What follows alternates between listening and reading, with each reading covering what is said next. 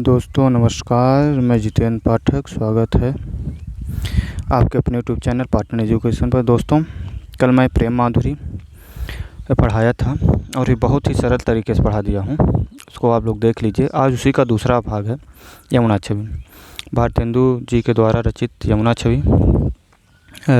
कल मैंने एक एक शब्द का आपको अर्थ मीनिंग बताया था, आज भी उससे बेहतर होगा। इसमें कवि ने प्रकृति के रम्य रूपों का आलम्बन रूप में चित्रित किया है और कवि को यमुना तट की संपूर्ण प्रकृति श्याममय, मतलब जो यमुना तट है वो क्या दिखाई दे रहा है, श्याममय दिखाई देता है। और यमुना जल में पड़ते क्या चंद्रमा की प्रतिबिंब का अलंकार पूर्ण वर्णन किया है यहाँ पर भारतेंदु हरिश्चंद्र जी ने। तो आइए देखते हैं। तरनि तनुजा तट तमाल तरुअर बहुछाये, झुके कुल सोजल परसन हित मनहु सुहाये, किधौ मुकुर में लखत उजिक सब निज निशोभा, कै पनवत जल जान परन पावन फल लोभा, मनु आपत वारन तीर को सिमट सब छाये, रहते के हरि सेवा हित न रहे, निरख नयन मन सुख लहत। तरनि तनुजा, तरनि तनुजा, तरनि का मतलब हो गया सूर्य, तनुजा का मतलब हो गया पुत्री। तरनि का मतलब हुआ सूर्य, तनुजा का मतलब हुआ पुत्री, तट यानी किनारे पर। अब सूर्य की पुत्री कौन? जमुना। सूर्य की पुत्री कौन? यमुना।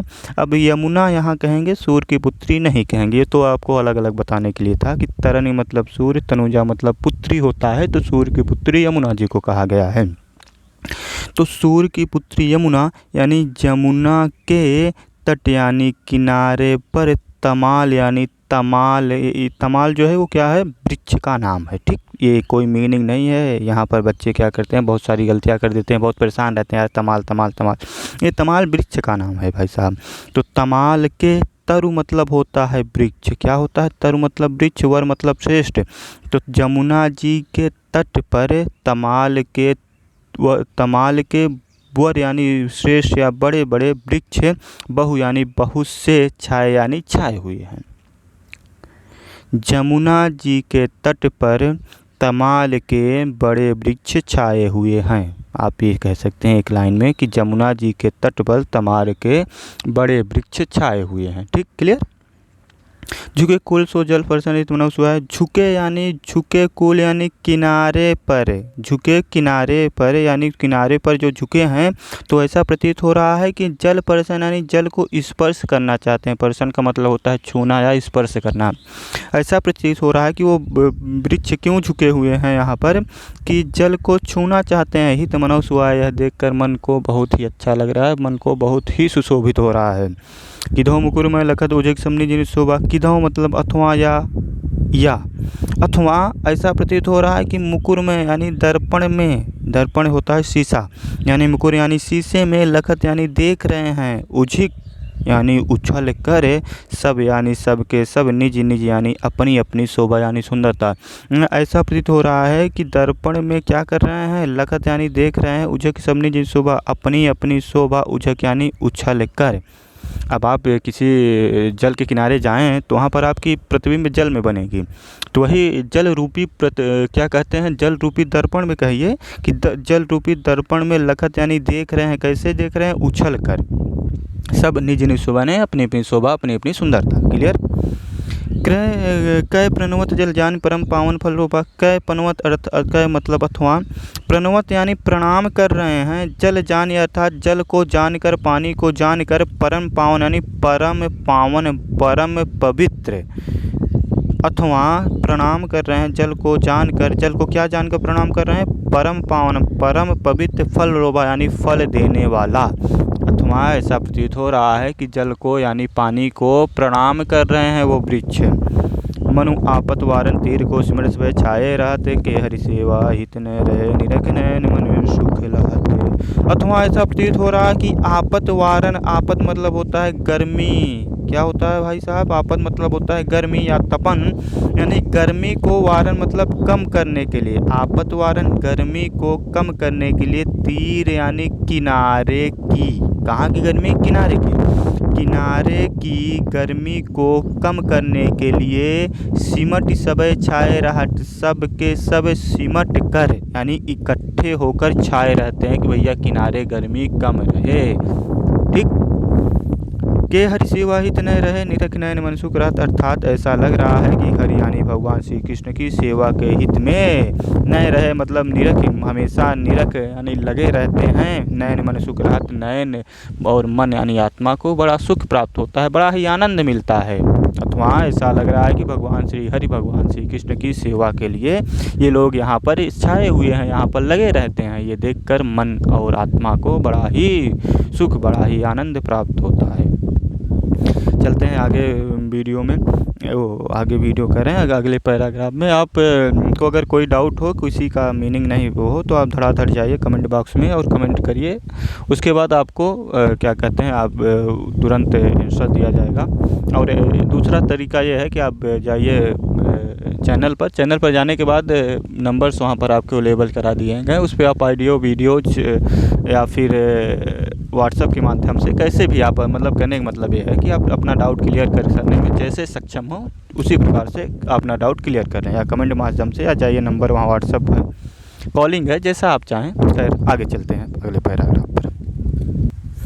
देखिए, तिन पे जेह छिन चंद जो कि राका निशावत, जल में मिलके नभ होनी लवतान तनावत होत, मुकुरमय सबय तबय उज्ज्वल इक ओ बात, तन मन नयन जुड़ा देख सुंदर सो शोभा। सो को कवि जो छवि कह सके, ताछन जमुना नीर की, मिले अवनी और अंबर राते छबे एक सी नभ तीर की। यानी अब भारतेंदु जी कह रहे हैं कि भैया तीन पे यानी उस पर, यानी अभी जो हुआ, अभी जो हमने देखा, क्या देखा कि भाई जो वृक्ष हैं और जल में उनकी क्या है, अपना मतलब प्राकृतिक सौंदर्य है उनका। लेकिन उस पर तीन पे यानी उस पर, जेह छिन यानी जिस क्षण, उस पर जेह छिन यानी जिस क्षण, चंद्र ज्योति यानी चंद्रमा की ज्योति पड़ती है, चंद्रमा की प्रकाश पड़ती है। कैसी चंद्रमा? राकानिस अर्थात पूर्णिमा की। राकानिस मतलब होता है पूर्णिमा की। ठीक, यानी जिस क्षण चंद्रमा की ज्योति पड़ती है पूर्णिमा की, आवत यानी आकर पड़ती है, तो क्या होता है कि जल में मिलकर, ऐसा प्रतीत होता है कि जल में मिलकर, क्या मिलकर? नभ अवनी, नभ मतलब होता है आकाश, अवनी मतलब धरती। ऐसा प्रतीत होता है कि जल में नभ और आकाश मिलकर लव तान तनावत, मतलब तंबू तान देते हैं, एक शीर्षा मतलब एक झालर सी लटका देते हैं कि नभ और आकाश एक तरह से मिला हुआ दिखाई देता है, एक तंबू सा तान देते हैं। होत मुकुरमय सवय तवय उज्ज्वल इकोबा, और क्या होता है? मुकुरमय मतलब एकदम दर्पण, एकदम स्पष्ट दिखाई देने लगता है। क्या दिखाई देने लगा? सवय तवय तभी सब उज्ज्वल इकोबा, एक सफ़ेद हो ओभा यानी प्रकाश, तभी एक सफ़ेद प्रकाश दिखाई देने लगती है। तन मन नयन जुड़ा देख सुंदर सो शोभा। और क्या कह रहे हैं? कह रहे हैं कि तन मन यानी तन शरीर, मन यानी आत्मा, नयन यानी नेत्र, जुड़ात यानी जुड़ाते हैं या सुख प्राप्त करते हैं। तन मन नयन को बड़ा ही सुख मिलता है, देख सुंदर सो शोभा, यह इनकी सुंदरता या इनकी सुंदर शोभा देखकर तन मन को बहुत ही सुख मिलता है। ठीक, सो को कभी जो छवि कही सके, ता छन यमुना नीर की। अब देखिए यहाँ पर बड़ा ही अच्छा प्रसंग है कि सो को यानी कौन सा कवि, क्या ऐसा, या कह सकते हैं कि ऐसा कौन कवि है, या ऐसा कह सकते हैं कि कौन सा कवि, आप अपने हिसाब से कर लीजिए, कोई दिक्कत नहीं है। जो यानी जो छवि कह सके, यानी जो कह सके, छवि यानी इस छवि की, इस परछाई की, इसकी क्या, ताचन जमुना नीर की, इस क्षण की जमुना नीर की, जो क्या कह सके, छवि की बड़ाई कर सके या इसका वर्णन कर सके। ऐसा कौन कवि है कि इस क्षण की जमुना नीर का यानी जमुना जी के पानी की क्या कर सके, वर्णन कर सके भाई। मिल अवनी और अंबर रहत छवि एक सी नभ तीर की। क्यों? क्योंकि मिलकर अवनी यानी धरती और अंबर यानी आकाश, क्योंकि धरती और अंबर मिलकर क्या रहते हैं, छवि एक सी नभ तीर की, एक तीर सी रहते हैं। जैसे नभ से और अवनी यानी धरती से एक तीर ही खींच दी गई हो, मतलब ये प्रतीत ही नहीं हो पाता कि धरती और आकाश अलग हैं, मतलब एक तरह से मिले हुए दिखाई देते हैं। ठीक है, क्लियर है? क्लियर ना होगा तो फिर आगे देख लेंगे। आप लोग कमेंट बॉक्स में कमेंट करिए और बताइए कि फिर आगे बनाएं वीडियो कैसी लग रही है, अच्छी लग रही है। अब चैनल सब्सक्राइब करें, लाइक करें, ये तो नहीं कहूँगा, ये तो आपके ऊपर है, आपके विवेक के ऊपर है। आपको अच्छा लगे करिए, ना अच्छा लगे ना करिए, फिर कैसा है इच्छाएँ आपकी। फ़िलहाल आगे चलते हैं। हाँ, परत चंद्र प्रतिबिंब कहूँ जल मधि चमकायो, लोल लहर लय नचत कबहु सोई मन भायो। मनु हरि दर्शन हित चंद जल बसत सुहायो, कै तरंग कर मुकुर लियो शोभित सब छायो। कै रासन मन में है हरि मुकुट आभा जल बिखराते हैं, कै जल उर हरि मूरत बसत प्रतिबिंब लखाते हैं। अब कह रहे हैं कि परत चंद्र प्रतिबिंब, अर्थात जब चंद्रमा की प्रतिबिंब पड़ती है, परत चंद्र प्रतिबिंब जब चंद्रमा की प्रतिबिंब पड़ती है, कहूँ जल मधि चमकाओ, तो कहीं पर जल के मध्य यानी मध्य में चमकाओ था चमका देती है, यानी चमक जाती है। जब चंद्रमा की प्रतिबिंब पड़ती है तो कहीं जल के मध्य यानी जल के बीच में क्या हो जाती है, चमक जाती है, चमका जाती है या फिर प्रकाश दे जाती है। लोल लहर, लोल लहर यानी चंचल लहर, लोल लहर यानी चंचल लहर लहि नचत, अर्थात नाचती हैं। चंचल लहर कभी कभी नाचती हैं, कभों सोई मन भाव, और कभी वही सोई मन भाव यानी वही मन को भा जाती हैं। जो चंद्रमा की चंचल लहर, अब देखिए चंचल लहरें कैसे नाचेंगी। अब प्रतिबिंब पड़ रही है चंद्रमा की, किसमें, प्रकाश की प्रतिबिंब पड़ रही है भाई पानी में, जल में, तो जब जल हिलता है तो ऐसा प्रतीत हो रहा है कि वो जो लहर हैं वो उनके चमक जाती है, तो वही ऐसा प्रतीत हो रहा है कि वही नाच रही हैं। ठीक, फिर क्या है कि मनुहरि दर्शन हेतु चंद जल बसत सुहा। अब फिर ऐसा करेंगे, मनुहरि ऐसा प्रतीत हो रहा है मानो कि हरि यानी भगवान श्री कृष्ण के दर्शन यानी दर्शन के हेतु यानी लिए, अर्थात ऐसा प्रतीत हो रहा है कि भगवान श्री कृष्ण के दर्शन के लिए चंद्र जल बसत यानी चंद्रमा जल में बसता है, ऐसा प्रतीत हो रहा है। क्या बात है कि भगवान के दर्शन के लिए चंद्रमा जल में बसता है और बहुत ही सुशोभित हो रहा है, बहुत ही अच्छा लग रहा है। कै तरंग कर मुकुर लिए शोभित छवि छायो, अथवा ऐसा लग रहा है कि तरंग कर मुकुर, तरंग, तरंग यानी लहर, कर मतलब हाथ में, मुकुर लिए अर्थात दर्पण लिए हैं, शीशा लिए हैं। अथवा ऐसा प्रतीत हो रहा है कि तरंग यानी लहरें, कर यानी हाथ में, मुकुर यानी दर्पण लिए हुए हैं। शोभित छवि छायो, बड़ा ही सुशोभित हो रहा है, बड़ा ही अच्छा लग रहा है ये छवि। कहीं रास रमण मैं हरि मुकुट आभा जल बिखराते हैं, अथवा ऐसा लग रहा है रास अर्थात खेल रहे हैं, हरि मुकुट अर्थात भगवान के मुकुट से, अर्थात ऐसा प्रतीत हो रहा है कि रास रमण अर्थात खेल रहे हैं, रास रचा रहे हैं। रास रमण मतलब खेलना होता है, क्रीड़ा करना होता है। अब क्रीड़ा करना यानी खेलना ही ज़्यादा सरल है, ज़्यादा उचित है, तो यही कोई दिक्कत नहीं। कह रास रमण अर्थात ऐसा लग रहा है कि क्रीड़ा कर रहे हैं। कह हरि मुकुट अर्थात भगवान श्री कृष्ण के मुकुट के आभा यानी प्रकाश से जल दिखराते हैं, जो जल में दिखाई देती है, अर्थात भगवान श्री कृष्ण के जो मुकुट से प्रकाश है उससे ऐसा प्रतीत हो रहा है कि क्रीड़ा कर रहे हैं। कै जल उरे हरि मूरत बसत ता प्रतिबिंब लखात है, अर्थात कै ऐसा लग रहा है अथवा कि जल में हरि यानी भगवान श्री कृष्ण की मूरत बसत, कहाँ बसती है, हरि मूरत यानी बसती है जल उर, जल के हृदय में, उर का मतलब होता है हृदय, जल के हृदय में हरि मूरत बसत भगवान श्री कृष्ण की मूर्ति बसती है, ता प्रतिबिंब लखाते हैं, और वही प्रतिबिंब को देख रहे हैं, उसी प्रतिबिंब को देखना चाहते हैं। ये आपका तीसरा पैराग्राफ कंप्लीट हो गया। वीडियो अच्छा लग रहा हो तो आप लोग लाइक कमेंट कर सकते हैं, और ना भी अच्छा लगे तो भी लाइक कमेंट कर सकते हैं। देखते हैं चौथा पैराग्राफ।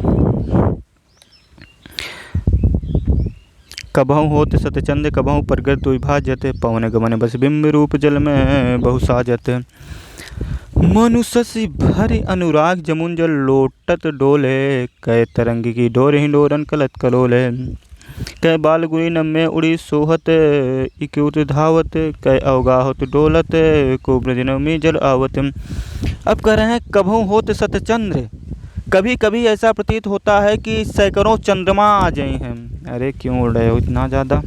कभी कभी ऐसा प्रतीत हो रहा है कबहु होत सतचंद्र, सत्य मतलब सैकड़ों, चंद्र मतलब चंद्रमा। कभी कभी ऐसा प्रतीत हो रहा है कि क्या सैकड़ों चंद्रमाएँ आ गई हैं। अच्छा, सैकड़ों चंद्रमाएँ कैसे आ जाती हैं, चलिए ये भी देख लेते हैं। अब जब चंद्रमा का जल क्या हो रहा है, लहर ज़्यादा हो रही है, तो जितनी लहर उतनी चंद्रमाएँ, आप देखिए उतनी प्रतिबिंब बनती है। तो वही कह रहे हैं कि ऐसा प्रतीत हो रहा है कि चंद्रमा क्या हो रहा है कि सैकड़ों आ गई हैं। कबहु प्रगट द्विभाग, कभी प्रगट हो जाती हैं और दुर्विभाजित, कभी दूर का मतलब छिपना होता है, दूर कह लीजिए, कोई दिक्कत नहीं है। तो कबहु प्रगट, कभी प्रगट होती हैं, कभी दुर्विभाजित, कभी दूर भाग जाती हैं या छिप जाती हैं। क्या चंद्रमा की लहरें। ऐसा प्रतीत हो रहा है कि यमुना के जल में कभी कभी सैकड़ों चंद्रमाएँ आकर बस जाती हैं और कभी वही प्रकट हो जाती हैं और कभी वही दूर भाग जाती हैं या छिप जाती हैं। पवन गमन बिंब रूप जल में बहु साजा, पवन के गमन से, पवन के जाने से बस बिंब रूप यानी जो बिंब यानी जो परछाई पड़ती है उसका जो रूप है जल में बहुत सारे, जल में बहुत प्रकार से सजता है, बहुत प्रकार से सुशोभित होता है। मनुष्य भर अनुराग जमुन जल लोटत डोले। ऐसा प्रतीत हो रहा कि मानो सस यानी चंद्रमा अनुराग भर कर यानी प्रेम भर कर, ऐसा प्रतीत हो रहा है कि मानो चंद्रमा अनुराग भर का यानी प्रेम भर कर जमुन जल लोटत डोले, जमुना के जल में लोटते हुए डोल रही है। यानी जमुना के जल में प्रेम के कारण या प्रेम भर कर चंद्रमा लोटते हुए डोल रही है इधर से उधर, ऐसा प्रतीत हो रहा है। कहे तरंग की डोर हिडोरन करत कलो, अथवा तरंग की अर्थात लहरों की डोर हिडोरन करत कलोलय, कलोलय कर रही हैं, गीत गा रही हैं, हलचल कर रही हैं। क्या तरंग की डोर हिडोरन क्या कर रही हैं, कलोलय यानी हलचल मचा रही हैं।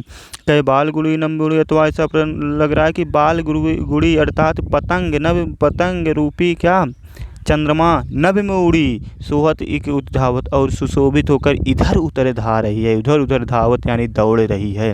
अथवा ऐसा प्रतीत हो रहा है कि पतंग रूपी क्या चंद्रमा नभ में उड़ी, मतलब अब ऐसा लग रहा है और वो इधर उधर धावत यानी दौड़ रही है। कहे अवगाहत डोलत को ब्रजरम्य जल आवत, अथवा ऐसा प्रतीत हो रहा है, ऐसा अवगाहत ऐसा लग रहा है कि को ब्रजरम्य कोई यानी कोई ब्रजरम्य जल आवत यानी जल में आकर डोल रही है, जल में आकर नाच रही है, जल में आकर बसी हुई है। ब्रजरम्य अर्थात ब्रज की सुंदर स्त्री या सुंदर कन्या, यानी ऐसा प्रतीत हो रहा है कि जमुना जी के जल में ब्रजरमणी आकर, ब्रज की सुंदर कन्या आकर डोल रही है। ठीक, चलते हैं 5वें पैराग्राफ पर। दिखाई तो दे रहा है आप लोगों को, हाँ। मनुजुग पक्ष प्रपक्ष होत मिट जात जमुन जल, कै तारागण ठगन लुकत प्रगटत सच अविकल, कै कालिंदी नीर तरंग जितो उपजावत, जितनो ही धरि रूप मिलन हित तासो धावत, कै बहुत रजत चकई चलत, कै फुहार जल उच्छरत, कै निशिपत मल अनेक विधि उठी बैठ कसरत करत, बैठत कसरत करत। देखिए 5वां पैराग्राफ क्या कह रहे हैं कि मनु जुग प्रच्छ प्रपच्छ, अर्थात जुग होता है ना, युग आप लोग कहते हैं शुक्ल पक्ष कृष्ण पक्ष, 2 पक्ष होता है।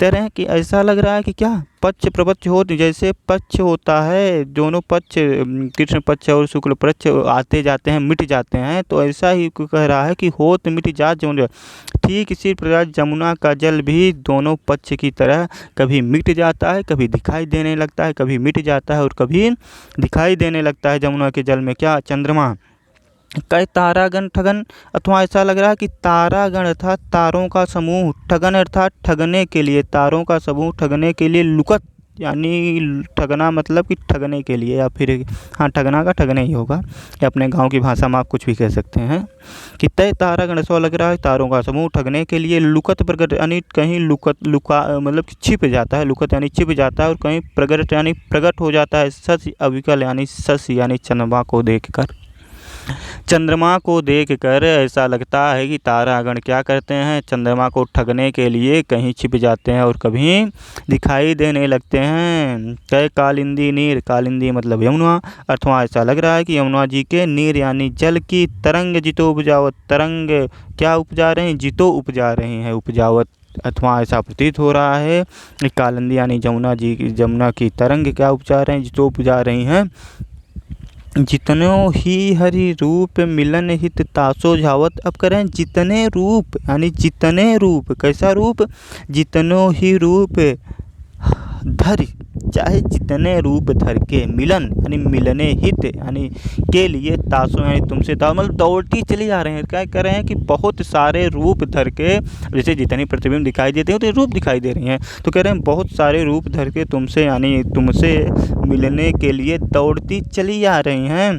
कह बहुत रजत चकई चलत, कह फुहार जल उच्छरत, कह रहे हैं कि बहुत से चकई चलत अर्थात चक्रवात चल रहा है। कह रजत कैसा चक्रवात, रजत अर्थात चांदी की, रजत मतलब चांदी होता है, चांदी की बहुत सारे चकई चक्रवात चल रहे हैं। कई फुहार जल उच्छर, और उसी से फुहार उच्छरत यानी फुहार फेंक रहे हैं, फुहार का उच्छारना होता है, फुहार का उच्छारना।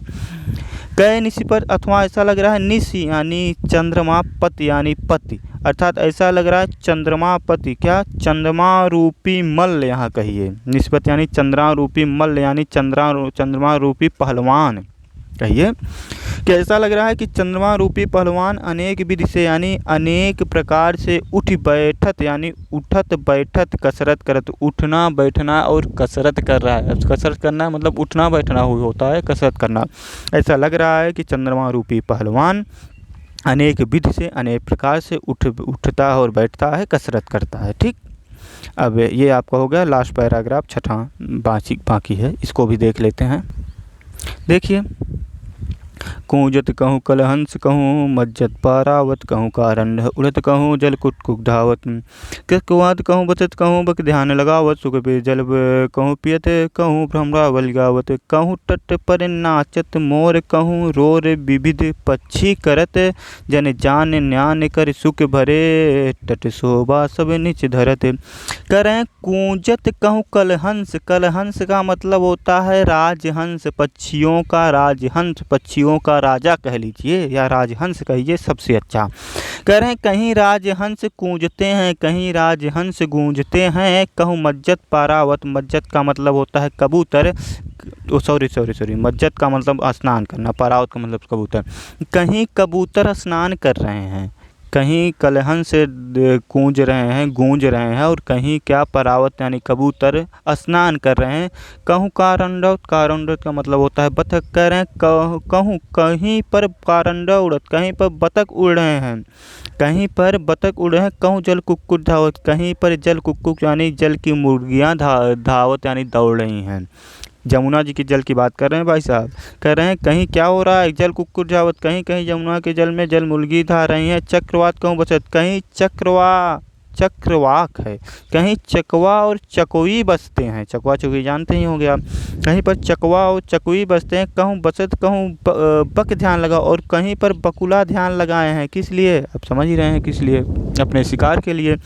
तो कहीं पर बकुले ध्यान लगाए हुए हैं। सुक पिक यानी तोता और पिक यानी मोर, तोता और मोर जल कहूँ पियत, कहीं पर तोता और मोर जल को पी रहे हैं। बहुरोर विविध पक्षी करत, रोर का मतलब शोर होता है, बहु मतलब बहुत प्रकार से, बहु यानी विविध मतलब प्रकार से, और कहीं पर ऐसा दिखाई दे रहा है कि बहुत प्रकार से पक्षी क्या करत, रोर यानी शोर कर रहे हैं, अपने अपने गाने गा रहे हैं, अपने अपने प्रकार से चिल्ला रहे हैं। जन पान नहान कर सुख भरे तट शोभा सब जिय धर, जन यानी लोग, पान नहान अर्थात नहा करके, ये सब जो पशु पक्षी हैं लोग हैं नहा करके सुख भरे अर्थात सुखी हो जाते हैं, जल में नहा करके सुखी हो जाते हैं और तट शोभा सब जिय धरत, तट की शोभा को बढ़ाते हैं।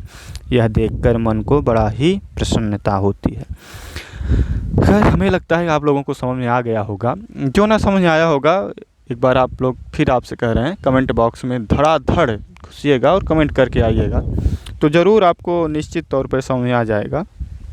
और ना समझ में आए तो आपको देखिए हिंदी की कक्षा 12 कि हिंदी, संस्कृत, अनिवार्य संस्कृत और जो इंग्लिश का भी NCERT का इंग्लिश सभी हमारे यूट्यूब चैनल पर अवेलेबल है। कक्षा 10 का भी, 12 का, कंपटीशन लेवल का भी हिंदी आपको मिल जाएगा। बहुत सारी चीज़ें, आप बने रहिए। तब तक के लिए धन्यवाद, मिलते हैं अगले वीडियो में।